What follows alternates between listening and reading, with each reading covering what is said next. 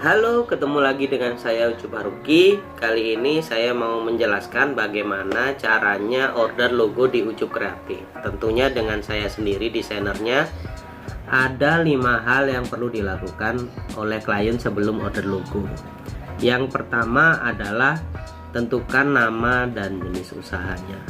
Nama ini kita harus benar-benar memikirkan bagaimana nama ini diharapkan suatu saat nanti akan bertahan dalam waktu yang cukup panjang. Jadi usahakan nama ini relevan dengan jenis usahanya. Itu yang pertama. Dan yang kedua adalah tentukan slogan. Slogan ini sebenarnya penting nggak penting ya, tapi kalau dibilang nggak penting itu penting juga, karena ini adalah alat untuk memperkuat karakter usahanya tersebut. Kalau di hasil akhir nanti pembuatan logo ya, untuk slogan itu untuk pemanis saja sebenarnya. Dan yang ketiga adalah deskripsi dan target pasar. Saya harus tahu dulu jenis usahanya seperti apa, proses jualannya seperti apa. Itu akan sangat membantu membentuk karakter logo. Jadi dengan sebanyak mungkin informasi yang diberikan ke saya, semua itu akan saya buat sedemikian rupa agar menjadi suatu gambar yang bisa mewakili seluruh deskripsi tentang usaha tersebut. Jadi informasi apapun detail tentang usaha tersebut sebaiknya diceritakan ke saya, karena itu mungkin secara alam bawah sadar ya, saya ketika membuat desain itu akan mempengaruhi hasil suatu logo yang akan jadi tersebut. Yang ketiga. Dan yang keempat adalah tentukan warna yang diinginkan. Sebenarnya bisa saya yang menentukan warna, cuman alangkah lebih baiknya owner usaha tersebut yang menentukan warna. Misalnya dominan warna merah seperti Coca-Cola ya, kita tahu Coca-Cola brandingnya cenderung dominan warna merah. Untuk apa sih sebenarnya? Agar branding kita itu lebih mudah diingat gitu. Kalau misalnya logonya warna-warni gimana? Kalau warna-warni juga sebenarnya tidak masalah, cuman kalau terlalu banyak warna, daya fokus target pasar itu ini jadi lebih abstrak gitu. Jadi lebih kurang lah. Kalau menurut saya karakternya jadi kurang. Kecuali kalau misalnya kita mau membuat flyer gitu. Soalnya ini kan kita bicara logo kan ya. Kalau kita bicara logo, sebaiknya kita harus mempunyai 1 atau 2 warna sudah cukup untuk warna dominan. Misalnya merah dan putih atau kuning dan merah, seperti itu. Yang kelima adalah tentukan jenis logo dan style. Sebenarnya saya sudah pernah upload video ya tentang ada 7 jenis logo yang ada untuk saat ini. Jadi seperti ada letter logo, ada maskot logo dan lain-lain. Itu sampai ada 7 macam logo.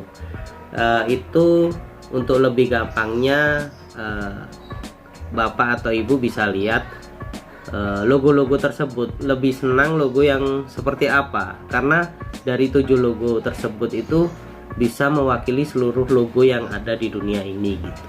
Jadi macam-macam logo itu seperti itu gitu. Kemudian setelah jenis logo, jika ingin lebih diperdetail lagi, kita bisa ngomong ke style. Jadi style ini bisa dibagi menjadi beberapa parameter. Parameter yang pertama adalah lebih cenderung ke klasik atau lebih cenderung ke modern. Jadi dari ketika kita sudah menentukan salah satu dari 7 jenis logo tersebut, kita ngomong style, baru kita lebih detail lagi ke ngomongin klasik atau modern. Dan yang kedua adalah mature atau youthful, artinya lebih ke logonya cenderung dewasa atau lebih ke cenderung awet muda. Dan yang ketiga dari style logo itu bisa dipilah lagi menjadi feminim dan maskulin. Kan ada logo yang mungkin logo make up atau logo apa, itu kan cenderung ke feminim kan ya. Kemudian parameter yang keempat ada lebih ke playful atau sophisticated, artinya lebih ke ceria atau lebih ke rumit gitu ya. Misalnya kayak logo sekolah yang logo sekolah anak gitu ya, kita kan nggak mungkin bikin logo yang rumit gitu, yang gambar wah pokoknya rumit banget lah, nggak mungkin kan. Kita pasti bikin logo yang ceria karena relevan dengan jenis usahanya gitu. Terus ada lagi yang kelima, itu ada lebih ke ekonomis atau luxurious, artinya lebih ekonomis atau mewah gitu ya. Kalau misalnya lebih ekonomis itu seperti logo-logo apa ya, deterjen ya, mungkin ya, deterjen itu juga Wings ya, itu kan lebih biasa, lebih simple lah. Kalau luxurious itu seperti apa sih logonya? Luxurious itu seperti logo-logo hotel biasanya. Logo hotel itu bisa kayak ada apa ya, ya agak ada batik-batiknya gitu, lebih ke mewah gitu. Bisa juga dibuat seperti itu. Dan yang keenam adalah ke geometrik atau ke organik ya, kalian pasti sudah paham lah soal itu. Kemudian yang terakhir ada lebih ke abstrak atau literal. Nah ini lebih mirip ke poin yang tadi ya, poin keempat, lebih ke playful atau ke sophisticated, lebih ke ceria atau rumit. Kalau kita ngomong abstrak kan agak rumit juga kan sebenarnya, atau lebih literal gitu. Sebelum proses pembuatan logo, kita akan ngobrol banyak dulu, kita akan kupas dulu jenis usahanya seperti apa, baru langkah terakhir itu saya baru kerja kayak gitu, untuk mendapatkan hasil yang terbaik sesuai apa yang dibayangkan oleh Bapak dan Ibu sekalian. Nah, setelah 5 poin tadi sudah dimiliki, maka kita akan lanjut ke proses penawaran. Saya punya 3 macam penawaran, yaitu paket basic, paket pro, dan paket branding. Jadi harganya mulai 300.000, 600.000, dan 1 juta. Itu masing-masing ada poin-poin yang didapatkan oleh klien nanti. Dan untuk pembayaran, untuk DP itu dimulai dari paket pro. Jadi ketika klien pesan paket basic itu klien tidak perlu melakukan DP terlebih dahulu. Jadi ketika kita sudah melewati 5 poin tadi, saya bisa langsung kerjakan logo yang di request oleh klien gitu. Jadi saya sudah bisa mulai memberikan contoh-contoh logo yang sudah saya buat dan segala macam. Nanti ketika logo sudah deal dan sudah cocok, baru dilakukan transaksi. Setelah transaksi tersebut sudah selesai, baru saya akan memberikan file masternya. Dan untuk tambahan, logo yang saya buat adalah logo yang benar-benar original.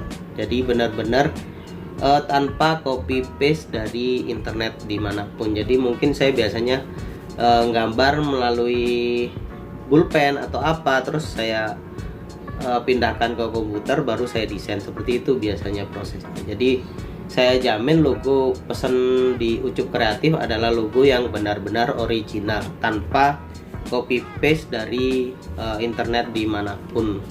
Terus untuk font sudah saya pastikan font yang dipakai nanti adalah font yang free for commercial use, jadi aman untuk digunakan bisnis. Kebanyakan para desainer banyak yang tidak tahu bahwa banyak font-font yang memiliki kekuatan hukum, maksudnya font yang memiliki hak cipta orang tertentu yang hanya boleh digunakan untuk kepentingan pribadi, tidak boleh digunakan untuk kepentingan komersil. Jadi biasanya ada font yang tulisannya free for personal use. Itu ketika kita menggunakan font itu untuk bisnis, kita bisa kena pidana. Jadi saya membuat logo ini tidak semerta-merta asal membuat sembarangan kemudian saya berikan, saya dapat uang, tidak seperti itu. Jadi saya benar-benar memikirkan nama baik saya ketika saya sudah membuatkan logo, terus ketika saya menggunakan font,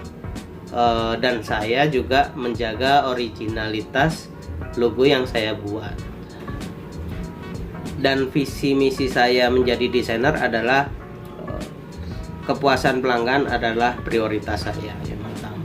Yang kedua adalah saya akan tetap menjaga nama baik saya dengan cara saya membuatkan yang terbaik untuk klien.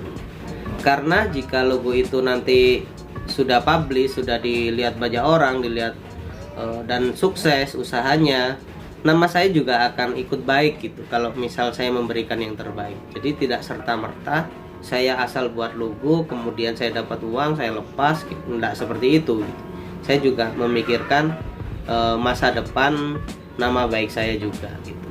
Jadi akan selalu saya berikan yang terbaik. Oke, mungkin itu aja yang bisa saya sampaikan. Jangan lupa like, comment, dan subscribe channel ini, dan thank you.